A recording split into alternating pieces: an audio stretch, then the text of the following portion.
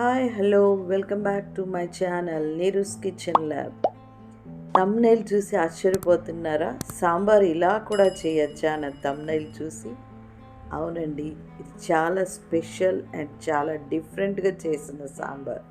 ఈ సాంబార్ని ఎలా చేశానో ఏంటో లాస్ట్ వరకు ఈ వీడియో చూసి ఎంజాయ్ చేసి నా వీడియోని లైక్ చేయండి. మీకు ఏమన్నా చెప్పాలనుకుంటే నాకు కామెంట్ రూపంగా తెలియచేయండి. ఒకవేళ కొత్త వాళ్ళైతే ఈ ఛానల్ని సబ్స్క్రైబ్ చేసుకోండి. ఇలాంటి చాలా ఇంట్రెస్టింగ్ ఎన్నో కొత్త వెరైటీస్ నేను నేర్పించబోతున్నాను. యాక్చువల్లీ మనం సాంబార్లోకి వంకాయలు, సొరకాయ ఇలాంటి అన్ని వెజిటేబుల్స్ వేసుకుంటాం. కానీ ఇందులో అవి ఏవి కూడా లేకుండా డిఫరెంట్ వెజిటేబుల్స్తో నేను సాంబార్ చేయబోతున్నాను. ఇంకెందుకు ఆలస్యం, రండి నేర్చుకుందాం. ఇక చూడండి, ఈ ప్లేట్లో అన్ని వెజిటేబుల్స్ నేను కట్ చేసి పెట్టుకున్నాను. రండి, వెజిటేబుల్స్ ఏమేమి కట్ చేసి పెట్టుకున్నానో చూపిస్తా.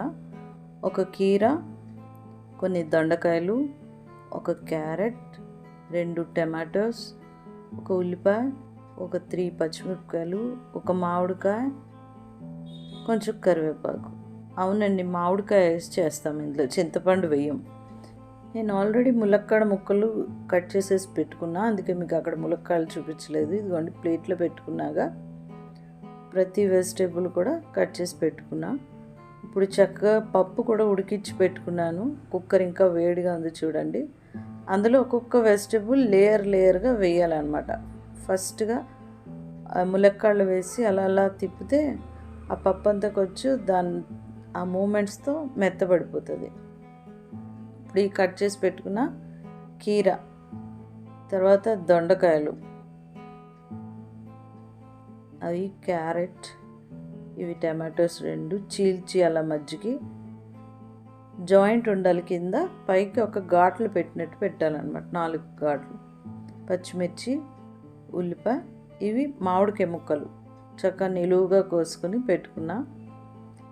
ఓకే, ములక్కాడ అయిన తర్వాత ఇప్పుడు దొండకాయలు వేసుకోండి. దానిపైన దొండకాయల పైన క్యారెట్స్, కీర, సాల్ట్ వేసాను. ఇప్పుడు కారం కూడా. అప్పుడు టమాటాలు పైన పెట్టాలన్నమాట. అంటే టమాటో పుల్లగా ఉంటుంది కదా, ఆ పులుపు ఆ వెజిటేబుల్స్లోకి వెళ్ళిపోయి ఉడకవు అనమాట, అందుకే పైన పెడుతున్నా.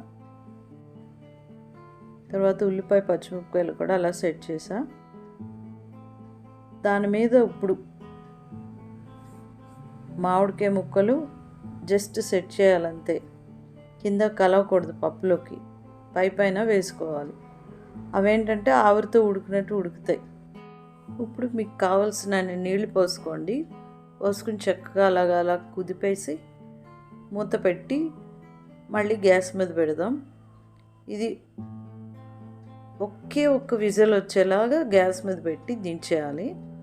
స్టవ్ వెలిగించుకున్న గ్యాస్ మీద పెట్టి ఒక విజిల్ ఆఫ్ చేసేయండి స్టవ్. 5 మినిట్స్కి చల్లారిపోయిన తర్వాత అప్పుడు మూత తీసుకోవాలి. చూడండి, మూత తీసిన తర్వాత ఎంత చక్కగా కుక్ అయిపోయినాయో, అన్ని వెజిటేబుల్స్ కుక్ అయిపోయినాయి. కొంచెం ఒకసారి మళ్ళీ చూసుకోండి వాటర్ సరిపోయిందో లేదో. మీకు కావాలంటే ఇంకొంచెం వాటర్ వేసుకోండి మళ్ళీని. చూసారా, టమాటోస్, వెజిటేబుల్స్ అన్నీ చక్కగా కుక్ అయిపోయినాయి. మా ఇంట్లో కొంచెం సాంబార్ పల్చగా ఉంటే బాగుంటుంది అంటారు, అందుకే నేను మళ్ళీ కొద్దిగా నీళ్ళు వేసుకున్నా, వాటర్ యాడ్ చేసుకున్నా. ఒక 5 మినిట్స్ పెడితే అలా మరిగిపోతుంది, కొంచెం స్టార్ట్ అవుతుంది అనమాట. ఇప్పుడు అందులో 2 స్పూన్స్, చిన్న స్పూన్స్ అయ్యి, మీరు పెద్ద స్పూన్ అయితే 1 స్పూన్ వేసుకోండి. ఇది సాంబార్ మసాలా అనమాట.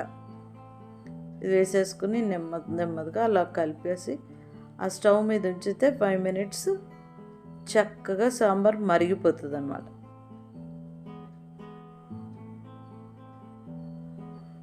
చూసారా ఎంత చక్కగా మరుగుతుందో. ఇది ఎక్కువసేపు అవసరం లేదు, ఒక 5 minutes మరిగితే చాలు. ఇప్పుడు సాంబార్ తీసేసి తాలింపు వేసుకుందాం. ఒక ప్యాన్ పెట్టి అందులో ఆయిల్ వేసుకుని ఆవాలు, జీలకర్ర, వెల్లుల్లిపాయలు, చితగొట్టిన వెల్లుల్లిపాయలు ఇవి, కరివేపాకు, ఎండుమిర్చి కూడా వేసుకుని చక్కగా తాలింపు పెట్టేసుకుందాం.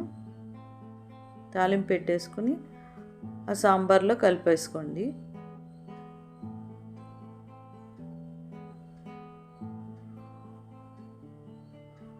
తాలింపు పెట్టిన తర్వాత కొంత కొత్తిమీర కూడా కొంచెం కడిగేసి అలా చేత్తో కట్ చేసి వేసా పైన. అంతే, వెరైటీ సాంబార్ రెడీ. ఈ సాంబార్తో వేడి వేడి అన్నం పెట్టుకుని వేడి వేడి సాంబార్ వేసుకుని పక్కనే చికెన్ కబాబ్తో అలా అలా తింటుంటే ఉంటుంది మజా. కబాబ్ చూస్తుంటే తెలుస్తుంది కదా, మన నెక్స్ట్ వీడియో చికెన్ కబాబ్. మీకు ఇప్పటివరకు వీడియో నచ్చితే like, share, subscribe. Thank you.